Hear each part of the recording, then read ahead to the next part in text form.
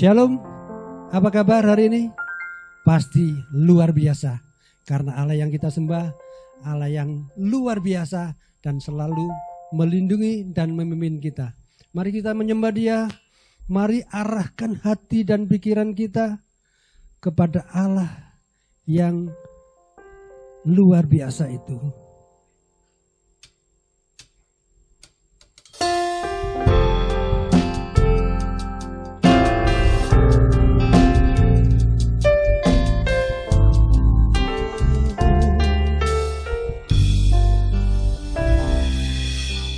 Ku datang padamu, membawa pujianku,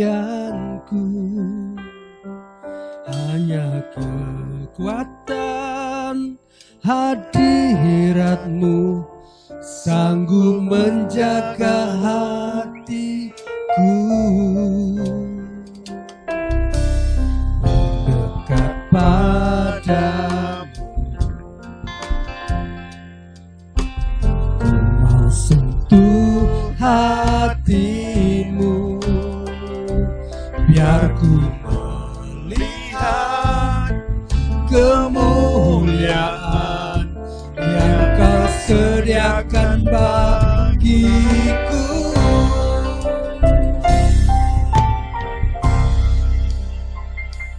Bagimu pujian, hormat, kemuliaan, Kaulah kebanggaan di dalam hidupku. Janji-Mu bersinar, buktikan Kau besar, tiada yang seperti-Mu Yesus Tuhanku.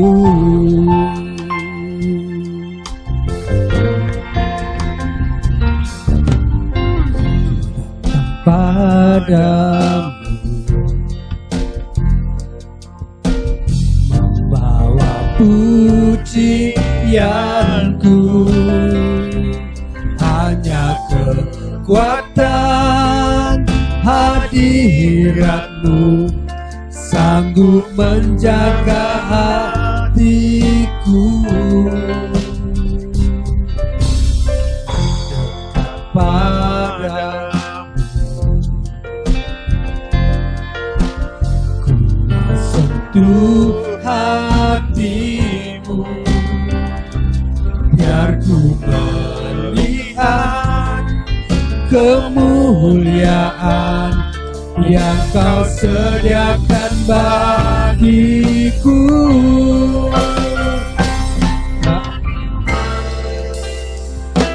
Bagimu pujian, hormat, kemuliaan, Kaulah kebanggaan di dalam hidupku. Janji-Mu bersinar, buktikan Kau besar, tiada yang seperti-Mu Yesus. Bagimu pujian, hormat, kemuliaan, Kaulah kebanggaan di dalam hidupku. Janji-Mu bersinar, buktikan Kau besar, tiada yang seperti-Mu Yesus Tuhanku.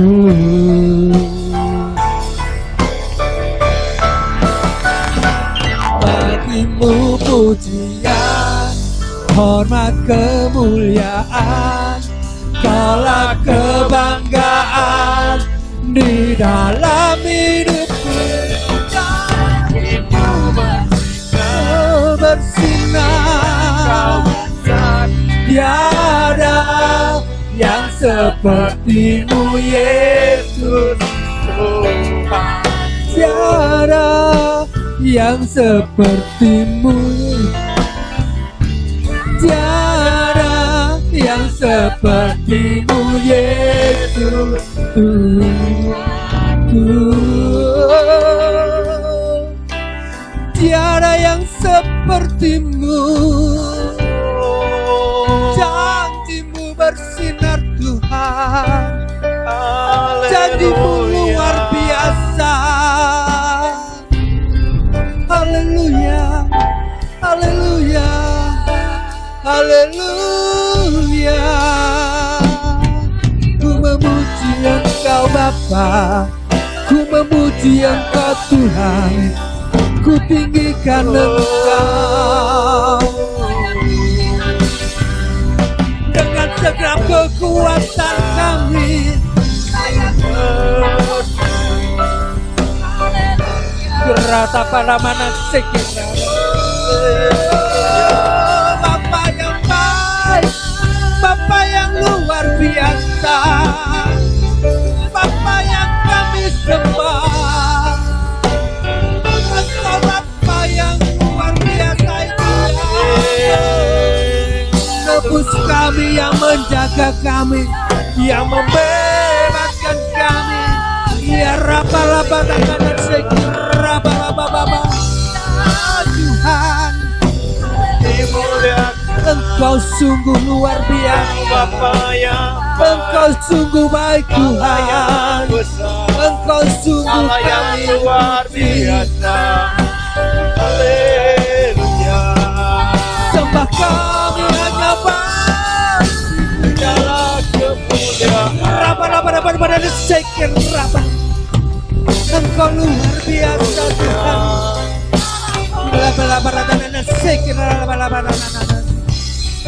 Kami memuji menyembah Engkau, kami meninggikan Engkau, kami mengagungkan Engkau. Haleluya. Kami percaya Engkau yang kami puja, kami sembah. Engkau yang kami tinggikan, karena Engkau Allah yang janjimu selalu bersinar. Janjimu ya dan amin. Bahkan Engkau sudah membuktikan kasih-Mu kepada kami. Bahkan Engkau sudah mengorbankan diri-Mu untuk membebaskan kami dari belenggu dosa kami. Bahkan kuasa jahat tidak lagi berlaku. Kuasa jahat tidak lagi bisa menyentuh kami, karena kuasa-Mu selalu melindungi kami. Oh Tuhan kami yang hidup, Tuhan kami yang berkuasa, Tuhan kami yang luar biasa. Kira palapatan sekira. Bagimu pujian, bagimu hormat, bagimu sembahkah, oh Tuhan. Bagimu pujian, bagimu sembah, bagimu kemuliaan. Rata-rata segera, oh Tuhan. Haleluya. Kira-bara-bara sekira-ra-ra-ra.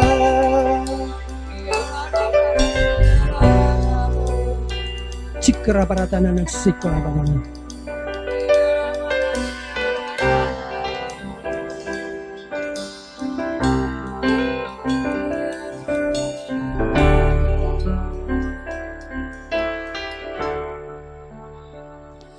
Bagimu pujian, hormat, kemuliaan, Kaulah kebanggaan di dalam hidupku.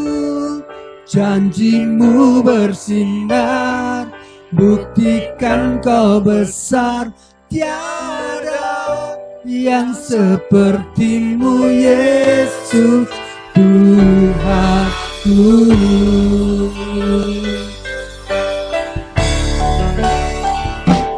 Bagimu pujian, hormat, kemuliaan, Kaulah kebanggaan di dalam hidupku.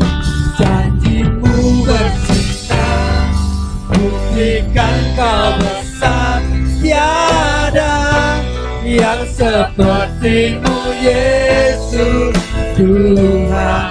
Tiada seperti-Mu Yesus Tuhan. Tiada yang seperti-Mu Yesus Tuhanku. Beri kemuliaan kepada Allah kita yang luar biasa. Beri kemuliaan kepada Allah kita yang maha tinggi.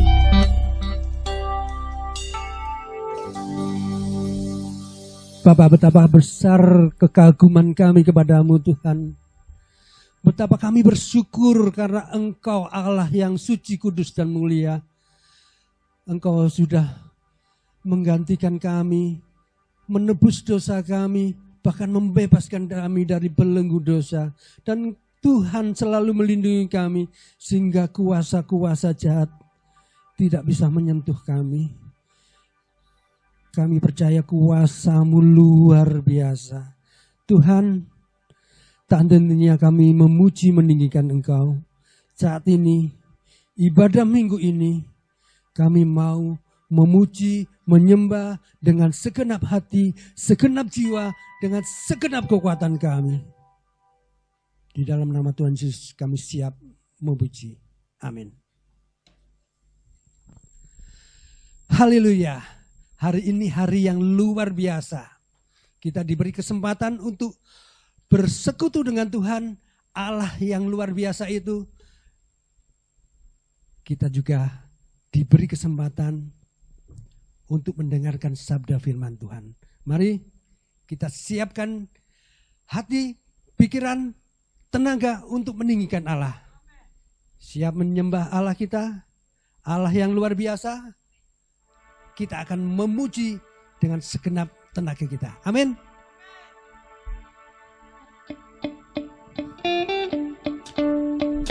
Yuk. Mari bangkit berdiri semua. Yang di rumah-rumah, beri tepuk tangan yang meriah. Allah yang luar biasa.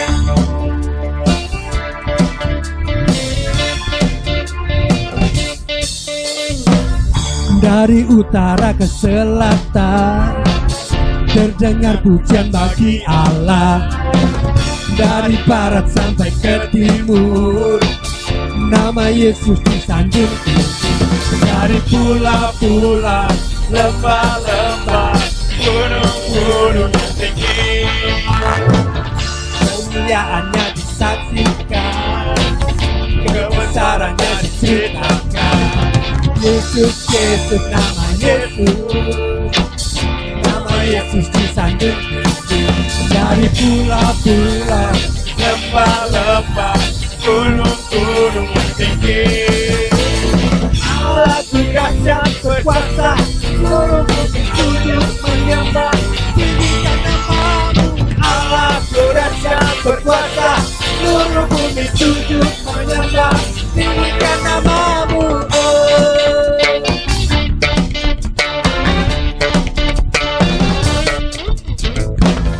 Dari utara ke selatan, terdengar pujian bagi Allah. Dari barat sampai ke timur, nama Yesus disanjung tinggi. Dari pulau-pulau, lembah-lembah, gunung-gunung yang tinggi, kemuliaannya disaksikan, kebesarannya diceritakan. Yesus, Yesus, nama Yesus disanjung tinggi.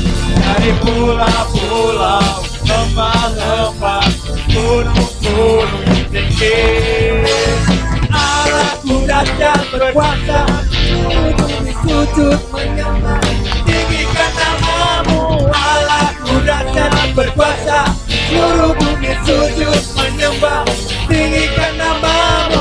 Allahku dahsyat berkuasa, seluruh bumi sujud menyembah, tinggikan nama-Mu. Allahku dahsyat berkuasa, seluruh bumi sujud menyembah, tinggikan nama-Mu.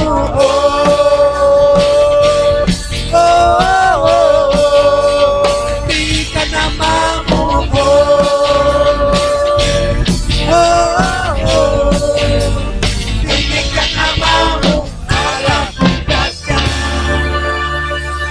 Haleluya. Allah kita dahsyat. Kita bersyukur mempunyai Allah yang dahsyat dan luar biasa. Kita akan terus memuji Tuhan, amin. Masih semangat memuji Tuhan, amin. Kita akan memuji Dia dengan lebih dan lebih lagi. Yuk.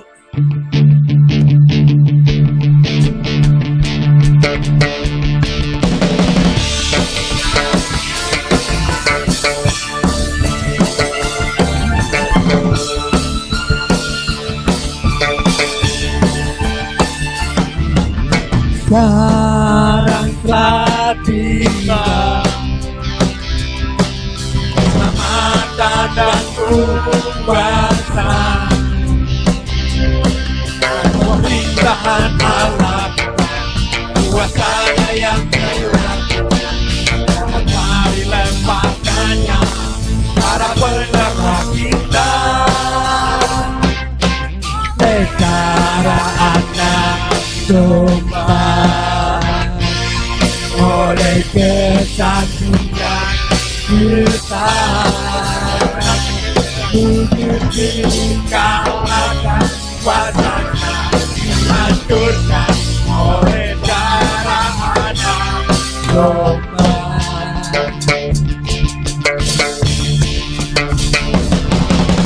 Sekarang telah tiba keselamatan dan kuasa, pemerintahan Allah, kuasanya yang diurapinya, serta dilemparkannya para pendakwa kita. Oleh darah domba, oleh kesaksian kita, iblis dikalahkan, kuasanya dihancurkan oleh darah anak domba, oleh darah anak domba, oleh kesaksian kita,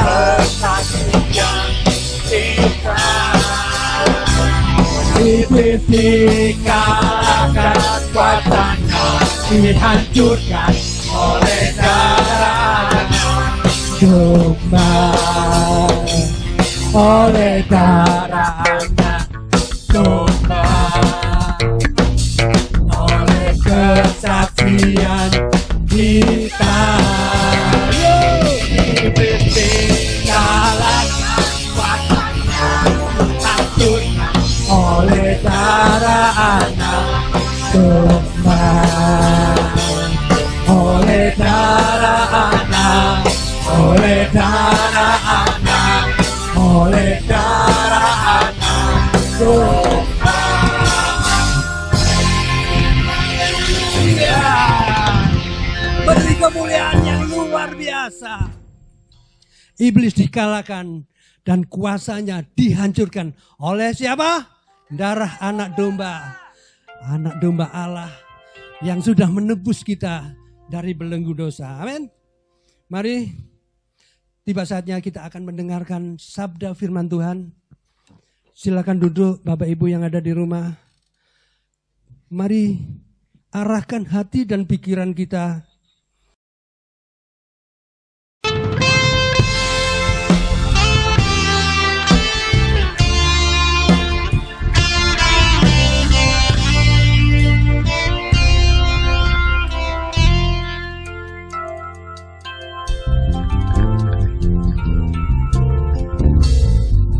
Bapa yang mengasihiku, tak kau pandang bentuk dan rupaku. Engkau mengasihiku dengan sepenuh hati, tak pernah sama seperti dunia ini. Engkau Bapa yang mengajariku melewati badai langit biru, melewati badai langit biru. membuatku terbang bagaikan raja wali, mengatasi segala pencobaan. Kau Bapa-Ku yang baik, mengerti bahasa tetesan air mata, tak Kau biarkan ku berjalan sendirian. Kau Bapa-Ku yang baik, Engkau sungguh baik. Engkau Bapa yang mengajariku, yang mengajariku melewati awan yang gelap. Kau yang buatku terbang bagaikan raja wali, mengatasi segala pencobaan. Kau Bapa-Ku yang baik, mengerti bahasa tetesan air mata, tak Kau biarkan ku berjalan sendirian. Kau Bapa-Ku yang baik, Kau Bapa-Ku yang baik, mengerti bahasa tetesan air mata, tak Kau biarkan ku berjalan sendirian. Kau Bapa-Ku yang baik, Kau Bapa-Ku yang baik, mengerti bahasa tetesan air mata, tak Kau biarkan ku berjalan sendirian. Sebab Kau Bapa-Ku yang baik, Kau Bapa-Ku yang baik, mengerti bahasa tetesan air mata, tak Kau biarkan ku berjalan sendirian. Sebab Kau Bapa-Ku yang baik, sungguh baik. Engkau sungguh baik,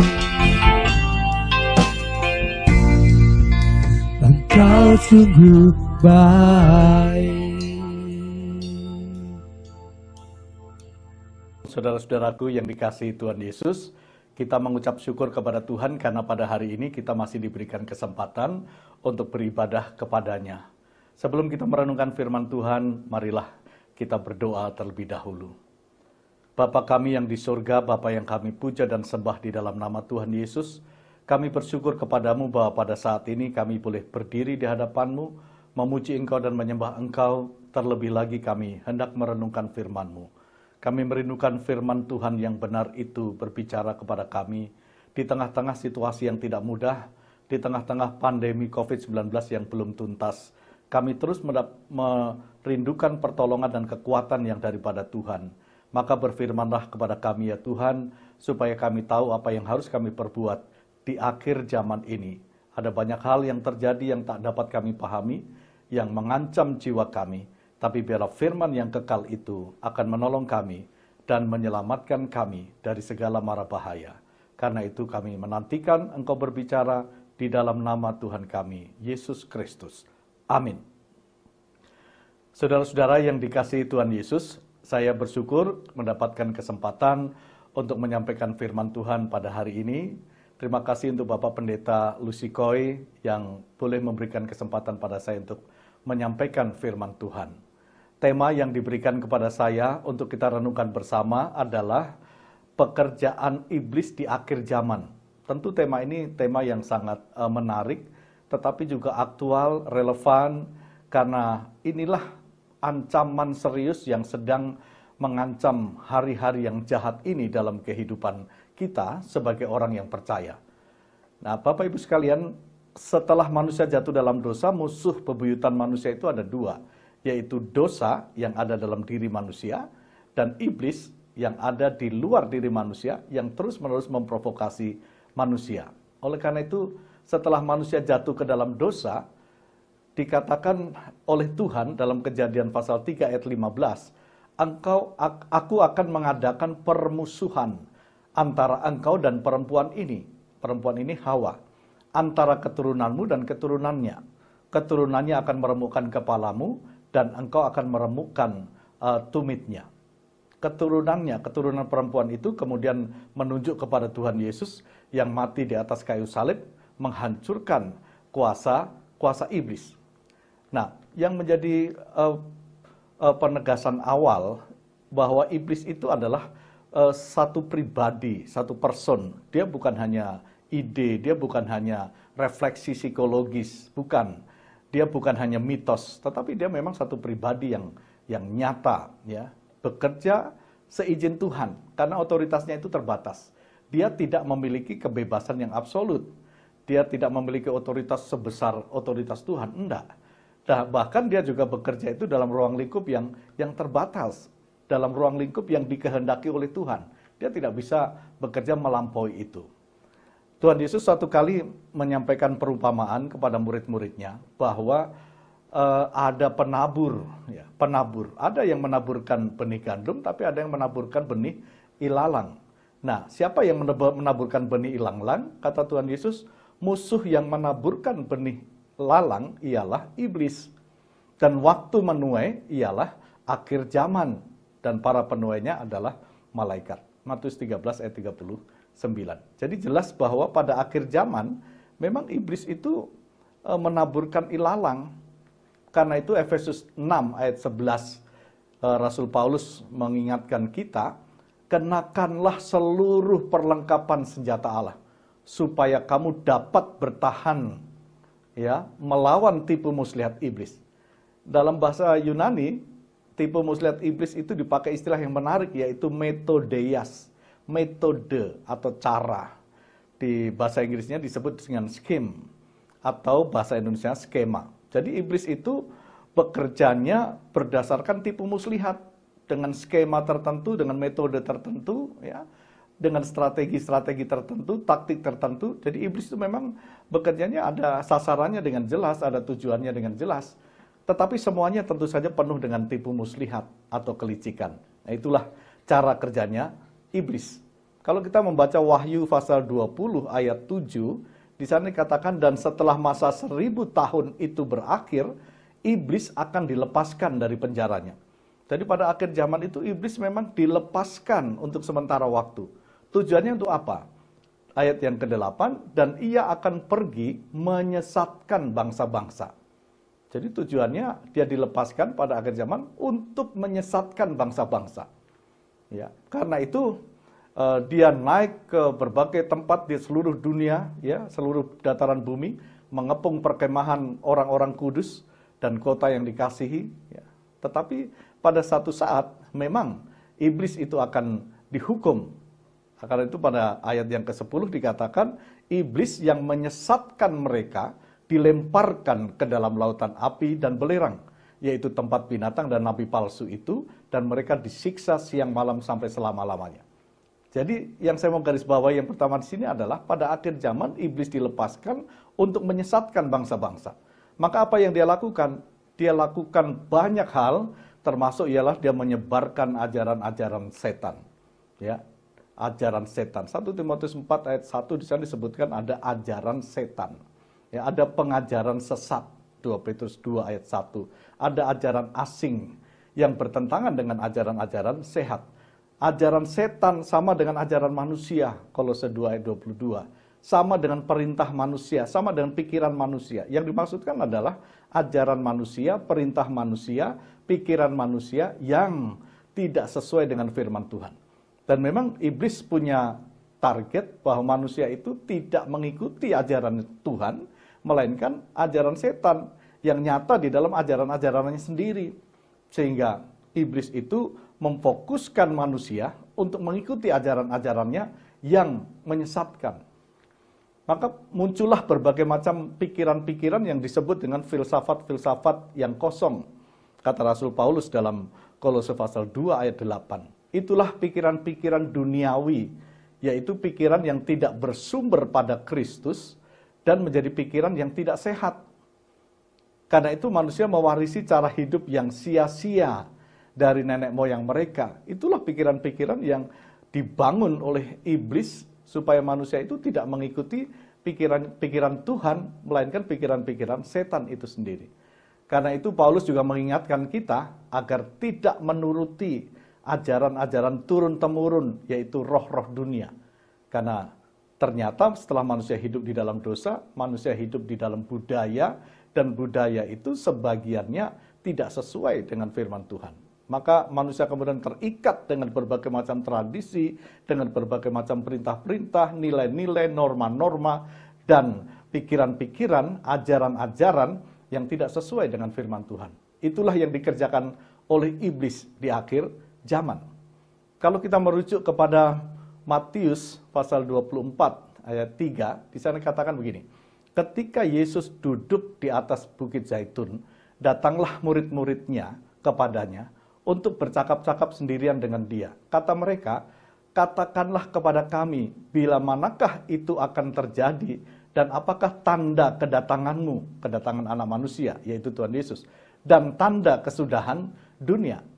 Lalu jawab Yesus kepada mereka, waspadalah, waspadalah, perhatikanlah dengan seksama, supaya jangan ada orang yang menyesatkan kamu. Nah, ini peringatan dari Tuhan Yesus.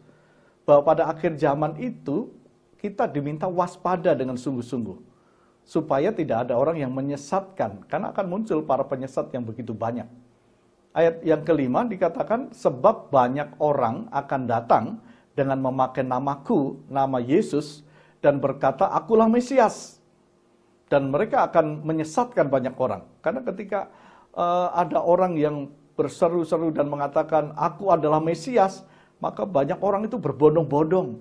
Karena orang pada zaman akhir itu suka hal-hal yang kelihatan luar biasa, ya, yang supranatural, ya, yang kelihatan hebat, ya, dengan pengajaran-pengajaran yang aneh-aneh. Justru orang itu berbondong-bondong datang kepada orang ini. Nah, mereka berkata akulah Mesias, dan mereka itu menyesatkan banyak orang. Banyak nabi palsu akan muncul dan menyesatkan banyak orang. Oleh karena itu, waspadalah. Ya, waspadalah. Ayat 23 dikatakan, pada waktu itu, jika orang berkata kepada kamu, lihat, Mesias ada di sini, atau Mesias ada di sana, jangan kamu percaya. Sekali lagi, kalau ada yang mengatakan, lihat, Mesias ada di sana, Mesias ada di sini, jangan kamu percaya. Karena itu adalah penyesatan. Sebab Mesias-Mesias palsu, nabi-nabi palsu akan muncul dan mereka akan mengadakan tanda-tanda yang dahsyat. Perhatikan, tanda-tanda yang dahsyat dan mukjizat-mukjizat sehingga sekiranya mungkin mereka menyesatkan juga orang-orang pilihan. Nah, saudara-saudara, pada akhir zaman ini yang dikerjakan iblis memang menyesatkan banyak orang, menyesatkan bangsa-bangsa melalui ajaran-ajarannya, melalui kepalsuan-kepalsuan. Sekarang ini kita masuk dalam zaman yang disebut zaman post-truth, yang ditandai dengan kebohongan, hoax, dan juga kepalsuan atau fake. Jadi zaman kita ini dikuasai atau dipenuhi dengan berita-berita, informasi-informasi yang penuh dengan kebohongan, hoax, dan juga penuh dengan kepalsuan. Ini juga adalah strategi iblis, yaitu kepalsuan yang diciptakan oleh iblis supaya manusia itu tidak bisa membedakan mana gandum, mana ilalang, mana yang benar, mana yang tidak benar, mana yang palsu, mana yang benar. Nah, ini iblis menciptakan suasana seperti itu. Karena itu jangan kamu percaya. Waspadalah, kata Tuhan Yesus. Karena itulah cara iblis untuk menyesatkan banyak orang. Dalam surat Yudas ayat yang ke-18 pasal 1 dikatakan, sebab mereka telah mengatakan kepada kamu menjelang akhir zaman akan tampil pengejek-pengejek yang akan hidup menuruti hawa nafsu kefasikan mereka. Mereka akan menjadi pemecah belah dan yang dikuasai hanya oleh keinginan-keinginan dunia dan hidup tanpa Roh Kudus. Akan muncul pengajar-pengajar palsu, nabi-nabi palsu, ada yang melakukan mujizat-mujizat palsu. Itu dikerjakan semuanya oleh iblis untuk memecah belah. Kekristenan diejek-ejek pada akhir zaman dan banyak orang hanya mengikuti keinginan-keinginan dunia saja. Itulah yang dikerjakan oleh iblis. Maka gereja harus waspada dan jangan mudah menjadi percaya. Saya membaca Alkitab, yang dilakukan oleh iblis itu polanya hanya ada 3. Kalau kita baca dari kisah Taman Eden, dari kisah Ayub, ya, dari kisah pencobaan Tuhan Yesus, cara atau strategi iblis itu hanya ada 3. Dia melalui pendekatan fisik, psikis, dan juga spiritual. Secara fisik, ya, iblis menggodai kita dengan strategi dia hal-hal yang bersifat fisik, ya, kekayaan, penyakit, seksualitas. Itu merupakan jerat-jerat iblis yang banyak dipakai secara fisik. Ya, Hawa digoda dengan buah yang di taman itu. Ayub hartanya habis, anaknya habis, tubuhnya sendiri sakit. Tuhan Yesus disuruh mengubah batu menjadi roti. Itu hal-hal fisik semua. Jadi hati-hati dengan kekayaan, dengan penyakit, dengan keinginan seksualitas yang bisa menjadi jerat iblis untuk menghancurkan dan menyesatkan kita. Secara psikis, iblis juga menggodai kita dengan gengsi, dengan jabatan, dengan popularitas, dengan puji-pujian, dengan pikiran-pikiran setan, filsafat-filsafat yang kosong, dan budaya-budaya yang tidak memuliakan Tuhan. Ya, itu dipakai oleh iblis untuk menghancurkan kita. Oleh karena itu, hati-hati dengan godaan psikis yang bisa menghancurkan kita. Secara spiritual, ini menjadi puncaknya. Dia mau supaya manusia itu menyembah kepadanya. Hawa digodai dengan mengatakan, kamu akan menjadi seperti Allah. Ini membelokkan fokus dari memuji Allah, kemudian ingin menjadi seperti Allah. Jadi menjadi penyembah, menjadi yang disembah. Itu godaan. Ya, dalam dasar titah dikatakan, jangan kamu membuat patung menyerupai apapun, dan jangan kamu sujud menyembah kepadanya. Ya, akhirnya Tuhan Yesus pun dipaksa oleh iblis dengan menunjukkan kekayaan dunia, lalu dia minta supaya kamu sujud menyembah kepadaku. Tentu saja Tuhan Yesus tidak melakukan itu. Hati-hati dengan kepercayaan, ritual-ritual, benda-benda okultis yang kita miliki. Itu semua adalah strategi iblis, pekerjaan setan pada akhir zaman. Belakangan muncul istilah gereja setan. Tentu saja sebenarnya tidak ada gereja setan, yang ada gereja Tuhan. Tapi istilah itu sudah terlanjur digunakan. Dan belakangan ini di Amerika juga muncul namanya gereja ateis. Ateis itu tidak percaya Tuhan, tapi kok ada gerejanya. Sebenarnya maksudnya adalah ada komunitas ateis. Ya, mirip seperti kebaktian, jumlahnya bisa ratusan orang hadir. Ya, ada orang nyanyi-nyanyi, tentu saja bukan pujian. Lalu ada yang berkhotbah, seperti berkhotbah, tentu saja dasarnya bukan firman Tuhan, melainkan motivasi-motivasi humanis saja. Dan itu ada. Dan Indonesia bisa saja menjadi ladang yang subur akan lahirnya gereja setan. Sudah ada di mana-mana di Indonesia. Dan juga gereja ateis mungkin saja akan muncul juga di Indonesia. Karena itu kata Tuhan Yesus, waspadalah dan jangan kamu percaya. Ya. Maka apa yang bisa kita lakukan? Kita harus bebas dari kuasa kegelapan itu. Pastikan bahwa kita sudah menerima Tuhan Yesus sebagai Tuhan dan Juru Selamat pribadi kita.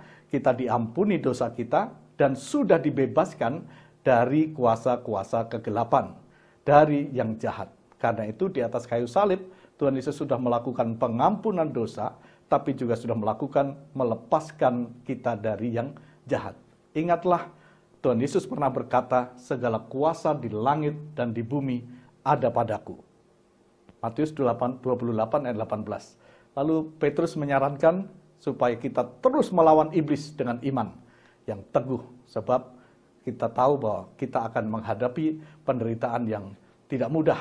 Tapi lawanlah iblis, maka dia akan lari daripada kita. Paulus mengingatkan kita, jangan beri kesempatan kepada iblis sedetik pun dengan berbagai macam cara, apapun. Maka Paulus mengingatkan juga kita, Musuh kita itu bukan darah dan daging, tetapi roh-roh penguasa di udara. Karena itu, kenakanlah seluruh perlengkapan senjata Allah. Ikat pinggang kebenaran, baju sirah keadilan, kasut kerelaan, perisai iman, ketopong keselamatan, pedang roh, yaitu firman. Kenakanlah itu. Dan ingatlah bahwa Allah sumber damai sejahtera segera akan menghancurkan iblis di bawah kakimu. Ya, iblis pasti akan dikalahkan, itu sudah pasti. Tetapi sebelum itu dia berusaha untuk mengalahkan kita. Karena itu jangan percaya kepadanya, tetap waspada. Wahyu 20 ayat 10, iblis yang menyesatkan mereka dilemparkan ke dalam lautan api dan belerang. Dan dia akan disiksa ya selama-lamanya. Jadi Bapak Ibu Saudara yang dikasihi oleh Tuhan Yesus Kristus, pekerjaan iblis di akhir zaman ini memang begitu dahsyatnya, sampai-sampai begitu banyak orang yang akhirnya menyesatkan orang yang percaya kepada Tuhan Yesus. Dia dicoba untuk digoda, dicobai dengan berbagai macam ajaran-ajaran sesat. Maka Bapak Ibu sekalian yang dikasihi Tuhan Yesus, berdasarkan ayat-ayat firman Tuhan yang kita baca tadi, kita diingatkan bahwa pada akhir zaman itu iblis dilepaskan untuk sementara waktu.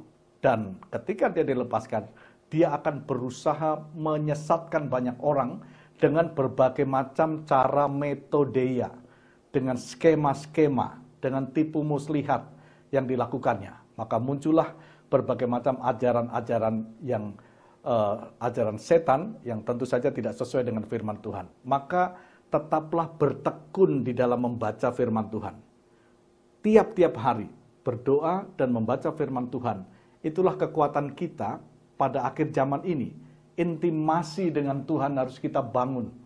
Istilah yang lain ada yang mengatakan kita membangun mesbah-mesbah kita di hadapan Tuhan, di rumah-rumah kita, di keluarga-keluarga kita. Apalagi kita dalam suasana stay at home, dibatasi dengan segala macam batasan akibat corona ini. Kita gunakan waktu itu sebagai intimasi dengan Tuhan secara pribadi maupun bersama dengan keluarga. Karena iblis selalu di depan pintu, mengintip di belakang pintu. Dia mencari waktu yang tepat untuk menghancurkan kita. Maka jika kita tidak menggunakan seluruh perlengkapan senjata Allah, kita menjadi sasaran empuk dari iblis dan pasti ada banyak orang akan dihancurkan. Waspadalah dengan segala macam strategi iblis, baik tawaran-tawaran yang bersifat jasmaniah, tentang kekayaan, tentang kesehatan, tentang seksualitas. Hati-hati dengan semua tawaran itu. Secara psikis, tentang gengsi, tentang popularitas, tentang prestise yang bisa mempengaruhi kita sehingga membuat kita tidak berfokus kepada Allah, tetapi kemudian menginginkan mengikuti ajaran-ajaran setan yang salah. Hati-hati juga dengan pemaksaan iblis yang dilakukan supaya kita sujud menyembah kepada dia. Karena dia mau, semua orang mau sujud menyembah kepada dia. Sewaktu-waktu kita berada dalam kondisi yang dipaksa untuk mengikuti kemauan iblis dan segala macam kehendaknya yang duniawi tentu saja. Tetapi marilah kita membangun intimasi kita dengan Tuhan. Karena memang pada saatnya akan datang. Tidak ada lagi orang yang menyembah Allah di mana, di gunung sana, di gunung situ. Tetapi semua orang akan menyembah Allah dalam roh dan kebenaran. Bangunlah intimasi itu di tengah-tengah keluarga kita dan terus mewaspadai tiap-tiap saat dengan berbagai macam ajaran-ajaran yang kelihatannya bisa luar biasa, melakukan mukjizat, melakukan hal-hal yang dahsyat, tanda-tanda yang luar biasa. Hati-hati dengan semuanya itu. Ujilah segala roh, karena pada akhir zaman itu, roh-roh itu begitu banyak, penguasa-penguasa di udara itu menjadi musuh orang percaya. Oleh karena itu, ujilah segala roh. Dan pastikan bahwa roh yang ada di dalam diri kita jauh lebih besar daripada roh yang ada di dalam dunia ini. Maka Bapak Ibu sekalian yang dikasihi oleh Tuhan Yesus, tetaplah di dalam Dia, bangun persekutuan yang erat dengan Dia secara pribadi maupun di dalam keluarga dan di dalam jemaat dan melalui berbagai macam cara. Maka strategi iblis itu akan dipatahkan sehingga kita tidak mudah dipengaruhi oleh berbagai macam strategi-strateginya, tawaran-tawarannya yang dapat membawa kita terjatuh di dalam pelukan iblis. Oleh kasih karunia Allah, maka kita akan terus terlindungi di dalam anugerah Tuhan. Maka mari kita terus tetap tinggal di dalam Dia, dan kita akan aman bersama-sama dengan Dia. Kiranya Tuhan melindungi dan menyertai kita semua dari segala macam strategi pekerjaan iblis pada akhir zaman ini. Dan Tuhan akan menolong kita supaya kita terus bertumbuh di dalam kasih karunia dan kebenarannya dalam hidup kita hari lepas hari. Tuhan Yesus memberkati Bapak Ibu sekalian, dan kita sama-sama boleh menantikan kedatangannya yang kedua kali. Entah kapan, tapi Dia minta supaya kita siap sedia. Baik atau tidak baik waktunya, kita terus menyiapkan diri kita untuk menyambut Dia yang pasti akan datang. Kita siap atau tidak, Dia sedang datang untuk kedua kalinya, supaya kita bersama-sama dengan Dia dalam kemuliaannya. Mari kita berdoa. Bapa di surga, kami mengucapkan syukur dan terima kasih karena perlindungan-Mu yang nyata sampai dengan saat ini. Kami tetap dalam pemeliharaan Tuhan, dan kami terus berdoa mohon perlindungan-Mu supaya kami tidak termakan oleh isu-isu yang disebarkan oleh iblis dengan maksud menyesatkan orang percaya. Karena dia sedang dilepaskan dan dia menyesatkan bangsa-bangsa dengan kebohongan, dengan kepalsuan, dengan hoax, dengan fake yang sekarang terjadi, tersebar di mana-mana. Tiap-tiap detik disebarkan berita-berita yang palsu, berita-berita yang semu, yaitu ajaran-ajaran setan yang kelihatannya begitu luar biasa, penuh mukjizat, kedahsyatan dan sebagainya, tetapi tidak mempunyai akar yang kuat di dalam kebenaran firman. Maka Tuhan, terima kasih Engkau mengingatkan kami supaya kami waspada dan supaya kami tidak mudah percaya. Menguji segala roh, dan Tuhan yang akan menolong kami, menuntun kami dengan roh-Mu supaya kami dituntun ke dalam seluruh kebenaran Allah. Mohon ya Tuhan, Engkau akan menolong kami sehingga kami tetap aman dan beriman kepadamu sampai Engkau datang kedua kali. Terima kasih Bapa di surga. Kami mengucap syukur atas firman-Mu di dalam nama Tuhan kami, Yesus Kristus. Amin. Tuhan Yesus memberkati saudara-saudara sekalian. Haleluya. Firman Tuhan pasti memberkati kita semua. Amin. Terima kasih kepada Bapak Pendeta Dr. Sudarmanto. Firman Tuhan sudah memberkati kami semua. Mari Bapak Ibu Saudara, kita akhiri ibadah kita pada pagi hari ini. Kita akan berdoa, kita akan menghadap Allah yang Maha Kuasa.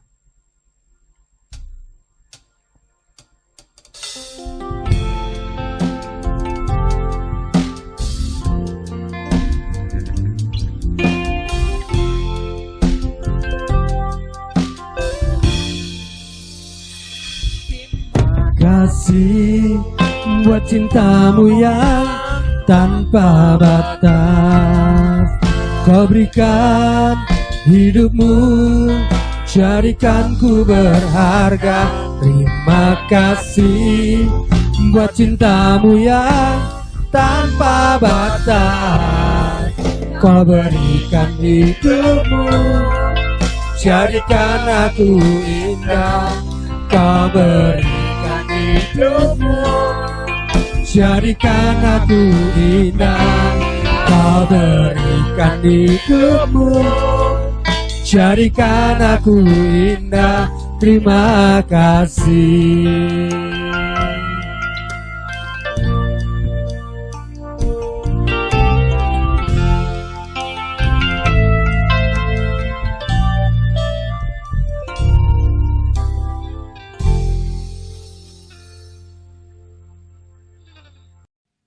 Puji Tuhan, kita sudah dilayani oleh hamba-Nya, Dr. Pendeta Sudarmanto, dengan tema pekerjaan iblis di akhir zaman. Mari kita mengakui kebenaran firman Tuhan bahwa hanya kuasa Tuhan dapat mengalahkan kuasa setan. Mari kita berdoa untuk kebenaran firman Tuhan ini.